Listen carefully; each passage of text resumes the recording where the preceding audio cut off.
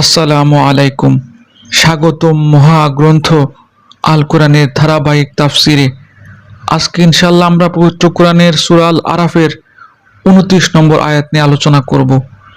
এই আয়াতে মহান আল্লাহ রাব্বুল আলামিন বলেন, قُلْ أَمَرَ رَبِّي بِالْقِسْطِ وَأَقِيمُوا وُجُوهَكُمْ عِندَ كُلِّ مَسْجِدٍ وَادْعُوهُ مُخْلِصِينَ لَهُ الدِّينَ কামা বাদাকুম তাউদুন। তুমি আরো বলো, আমার মালিক তো শুধু ন্যায় ও ইনসাফের আদেশ দেন। তার আদেশ হচ্ছে প্রতিটি ইবাদতেই তোমরা তোমাদের লক্ষ্য স্থির রাখবে, তাকেই তোমরা ডাকবে, নিজেদের জীবন বিধানকে একান্তভাবে তার জন্য খালেস করবে। যেভাবে তিনি তোমাদের সৃষ্টি শুরু করেছেন সেভাবেই তোমরা আবার তার কাছে ফিরে যাবে।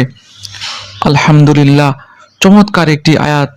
এই আয়াতে আল্লাহ তাআলা ঘোষণা করেছেন যে তিনি সর্বদা ন্যায় বিচারের হুকুম দেন এবং মানুষকে নির্দেশ দেন যেন প্রতিটি ইবাদতে আন্তরিকভাবে আল্লাহর প্রতি একনিষ্ঠ হয়, বিশেষত নামাজে।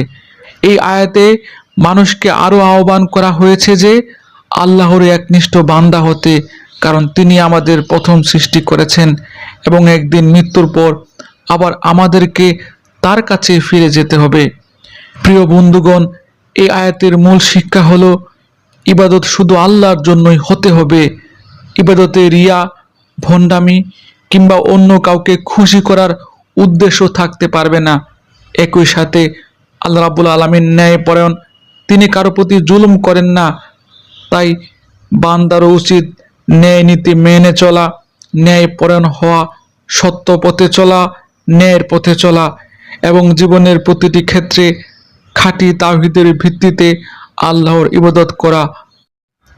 আল্লাহ রাব্বুল আলামিন আমাকে সহ আপনাদের সবাইকে আজকের আলোচ্য আয়াতগুলোর মূল শিক্ষা হৃদয়ে ধারণ করার তৌফিক দান করুন। এই প্রত্যাশা এখানে শেষ করছি। ধন্যবাদ।